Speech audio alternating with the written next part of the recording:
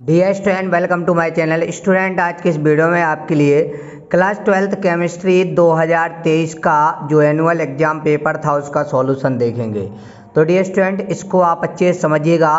पुराने पेपर हल करने से आपकी अच्छी तैयारी हो जाती है और आपका रिवीजन भी हो जाता है। ठीक है, तो सबसे पहले हम इसके सभी ऑब्जेक्टिव क्वेश्चन देखेंगे और जो आपके ऑर्गेनिक केमिस्ट्री के रहते हैं जो जनरली नहीं बनते स्टूडेंटों पर, जैसे अभिक्रियाएं हैं, ये सब इसमें हम आपके लिए बताएंगे। ठीक है, तो देखिए रहा आपका 2023 का क्लास 12th केमिस्ट्री का पेपर। ठीक है ना, इसमें टोटल आपके लिए बता दें ये 70 नंबर का पेपर ही आता है। 3 घंटे में आपको हल करना पड़ता है। टोटल आपके 19 प्रश्न रहते हैं। ठीक है, ये आपके निर्देश दिए रहते हैं डियर स्टूडेंट। ठीक है, अब इस पेपर को हमें सॉल्व करना है। देखिएगा किस तरीके से पेपर आया था। तो देखिएगा आपके विकल्प किस तरीके से आए हुए थे। जैसे पहला विकल्प था डियर स्टूडेंट कि एल्कोहल सोडियम से क्रिया करके क्या बनाता है। तो आपके लिए बता दें डियर स्टूडेंट, जो एल्कोहल है ये सोडियम से क्रिया करके RONA बनाता है, यानी कि ये बी नंबर आपका सही हो जाएगा, RONA। ठीक है, उसके बाद निम्न में से सबसे अधिक क्षारीय अम्ल क्या है। तो डियर स्टूडेंट इसका ये है CF3COOH। ठीक है, परासरण दाब का सूत्र क्या है। तो इसका डियर स्टूडेंट ये है फाई बराबर जो आपका पाई है, पाई बराबर आपका हो जाता है ये NRT/V। ठीक है डियर स्टूडेंट, उसके बाद देखिएगा अगला है वेग था और 1/2 की घात A थी, 3/2 की घात A थी, तो अभिक्रिया की कोटि बताना थी। तो इसको आपको जोड़ देना था 1/2 और 3/2 को। तो 1 में 3 जोड़ते 4 और 2 के 2 रहने देते हैं ना, तो 4 में 2 का भाग देते तो कितना आ जाता, 2 आ जाता। ठीक है डियर स्टूडेंट, तो इसका आंसर क्या हो जाएगा, 2 हो जाएगा। अंतः संकरण तत्व है डियर स्टूडेंट, आपको अंतः संकरण तत्व बताना था जो कि है आपका CGM। ठीक है, यहाँ पे C आपको लगा देना है CGM। ठीक है, उसके बाद देखिए K2FeCN6 में Fe की ऑक्सीकरण संख्या। तो डियर स्टूडेंट 6 में से आपको 2 घटाना है तो कितने बचेंगे, 4 बचेंगे ना, तो यहाँ पे आपको +4 इसकी लगा देना है। उसके बाद देखिए ये था आपका एल्केल आयोडाइड का निर्माण प्रायः है एल्केल क्लोराइडों की ब्रोमाइडों की शुष्क एसीटेन NI के साथ अभिक्रिया करते हैं तो क्या होती है, अभिक्रिया क्या कहलाती है। तो आपको फ्रैंकस्टाइन अभिक्रिया लिख देना था। ठीक है डियर स्टूडेंट, क्या लिख देना था, फ्रैंकस्टाइन अभिक्रिया। ठीक है, तो इस प्रकार आपके ये सभी विकल्प सॉल्व हो गए डियर स्टूडेंट। अब उसके बाद देखिएगा जो आपके आगे थे ये आपके यहाँ पर रिक्त स्थान आए थे। ठीक है ना, तो देखिए जैसे कि आपका पहला था EDTA का पूरा नाम। तो EDTA का पूरा नाम क्या होता है dear student, ethylene diamine tetra acetic acid होता है। ठीक है डियर स्टूडेंट, ये देखिए आपके लिए ये लिखा हुआ है इसका पूरा नाम एथिलीन का। तो एथिलीन का पूरा नाम होता है ethylene diamine tetra acetic acid. ठीक है, और उसके बाद डियर स्टूडेंट आपका जो नेक्स्ट खालिस्तान है ये था एनिसोल सांद्र H2SO4 और सांद्र HNO3 के मिश्रण के साथ जब क्रिया करता है तो क्या क्या बनाता है, क्या क्या मिश्रण बनाता है। तो एक ये आर्थो नाइट्रो एनिसोल बनाता है, एक पैरा नाइट्रो एनिसोल बनाता है। ठीक है डियर स्टूडेंट, अब देखिएगा अब उसके बाद देखिए अगला खालिस्तान था मेथिलेमीन अमोनिया की अपेक्षा कैसा है, अधिक क्षारीय। ठीक है डियर स्टूडेंट, इसमें आपको लिख देना था अधिक क्षारीय लिख देना था। ठीक है, इसमें आपको क्या लिख देना था, अधिक क्षारीय लिख देना था। ठीक है, और उसके बाद था विटामिन B2 का रासायनिक नाम। डियर स्टूडेंट, विटामिन B2 का रासायनिक नाम बताना था। तो विटामिन B2 का रासायनिक नाम है, ये होता है राइबोफ्लेविन। ठीक है, राइबोफ्लेविन। ठीक है डियर स्टूडेंट, राइबोफ्लेविन लिख देना है इसमें। ठीक है, इसमें आपको क्या लिख देना है, राइबोफ्लेविन लिख देना है। ठीक है, उसके बाद जल की मोललता। जल की मोललता डियर स्टूडेंट होती है 55.56। जल की मोललता कितनी होती है, 55.56 या 55.55 भी लिख सकते हैं।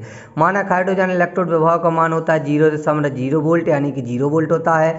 और Ni2+2 का रंग कैसा होता है डियर स्टूडेंट, हरा होता है। ठीक है, तो आपके लिए इसमें लिख देना है कि इसका रंग कैसा होता है, हरा होता है। ठीक है, तो इस प्रकार आपके लिए हमने विकल्प और ये रिक्त स्थान आपके बता दिए हैं। उसके बाद देखिएगा इस पेपर में आपके लिए क्या पूछे गए थे, उसके बाद आपकी सही जोड़ी पूछी गई थी। तो ये था हॉफमैन ब्रोमाइड। ठीक है, तो जो हॉफमैन ब्रोमाइड है ये प्राथमिक एमीन कहलाता है। ठीक है, जो आपका ये हॉफमैन ब्रोमाइड है ये क्या कहलाता है डियर स्टूडेंट, आपका प्राथमिक एमीन कहलाता है। ठीक है, ये हॉफमैन ब्रोमाइड प्राथमिक एमीन हो जाएगा।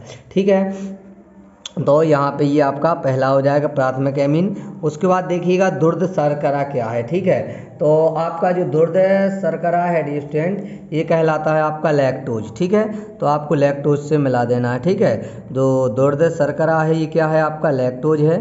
तो ये दूसरे नंबर की मिल जाएगी। उसके बाद देखिएगा आपका क्या है, सुक्रोज। सुक्रोज है डियर स्टूडेंट, जो सुक्रोज होता है ये इसका सूत्र होता है C12H22O11, ठीक है। तो ये आपका तीसरे नंबर की सही जोड़ी हो जाएगी। उसके बाद है सुक्रोज के बाद एल्कोडेक्सोज। एल्कोडेक्सोज एक प्रकार का डी स्टूडेंट क्या कहलाता है, ग्लूकोज कहलाता है। तो ये डी स्टूडेंट मिल जाएगी आपकी चौथे से। और उसके बाद एमएन क्या कहलाता है, मैग्नीशियम कहलाता है, जिसकी संयोजकता +7 होती है, ठीक है। तो ये हो जाएगा 5वें नंबर का।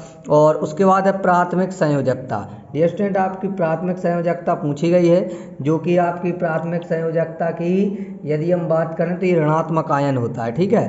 प्राथमिक संयोजकता कैसा होता है, ऋणात्मक जो आयन है ऋणात्मक आयन होता है, यानी कि ये 6वां हो जाएगा। उसके बाद क्या है, ROR आपका ईथर का सूत्र है, तो ये आपका 7वां हो जाएगा ईथर का सूत्र, ठीक है। तो इस प्रकार स्टूडेंट हमने आपके लिए सभी सही जोड़ी यहाँ पे बता दी हैं कि किस जोड़ी का क्या।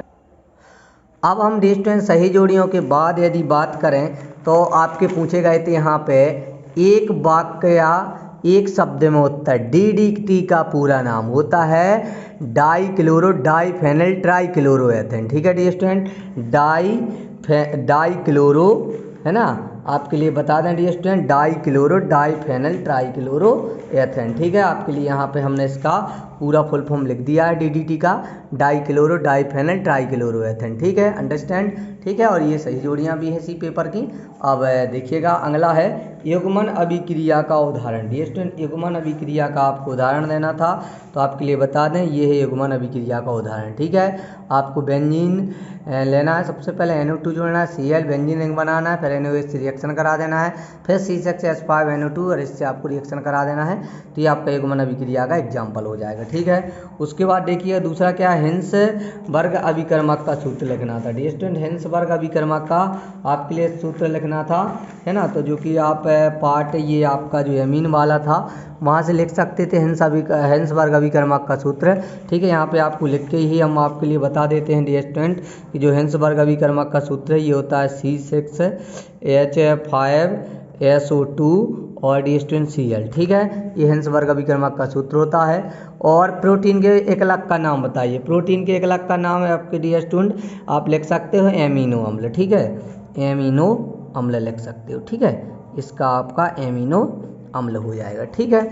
उसके बाद मोलर चालकता के सूत्र की बात करें तो मोलर चालकता का सूत्र होता है लैम्डा बराबर कप्पा इंटू 1000/m, यानी कि मोलरता, ठीक है। उसके बाद है शून्य कोटि की अभिक्रिया के दर स्थिरांक की इकाई की बात करें तो ये होती है डियर स्टूडेंट, आपके लिए बता दें mole litre inverse second inverse, ठीक है। आसानी से लिख सकते हो आप मोल लीटर इनवर्स और सेकेंड इनवर्स, ठीक है। उसके बाद है स्कैंडियम का इलेक्ट्रॉन विन्यास। तो आप क्या कीजिए, सबसे पहले आर्गन लिख दीजिए और आर्गन के बाद डियर स्टूडेंट जो आपका 4s है 4s2 लिख दीजिएगा और 3d1 लिख दीजिएगा, ठीक है। तो ये हो जाएगा आपका स्कैंडियम का सूत्र। इस प्रकार डियर स्टूडेंट हमने आपके सभी ऑब्जेक्ट टाइप क्वेश्चन बता दिए हैं। अब आपके लिए इसका नेक्स्ट पार्ट हम जल्दी लाएंगे जिसमें आपकी यहाँ से करवाएंगे, ठीक है। जैसे कि आपका ये जो पहला क्वेश्चन है, ठीक है, जैसे आपका 5वां प्रश्न बहुत सरल है, अभिक्रिया की आणविकता और अभिक्रिया की कोटि में 2 अंतर, ठीक है। और अभिक्रिया की दर और दर स्थिरांक में अंतर, उपसंय संयोजी यौगिकों की आयुपेशी नाम लिखना थे आपके लिए, ठीक है। केंद्रीय धातु ऑक्सीजन संख्या को उदाहरण से समझाना था, ठीक है। इन सब के आपके लिए डियर स्टूडेंट बता देंगे। और जो कि आपकी ये मोस्ट इम्पोर्टेंट हैं, इनको देखिएगा, ये रिएक्शन किस तरीके से करना है, ये आपके लिए आई हुई थी रिएक्शन, तो ये रिएक्शन भी हम आपके लिए उसी नेक्स्ट पार्ट में बताएंगे, ठीक है डियर स्टूडेंट। चलते हैं फिर, मिलेंगे नेक्स्ट वीडियो में, जब तक के लिए जय हिंद जय भारत।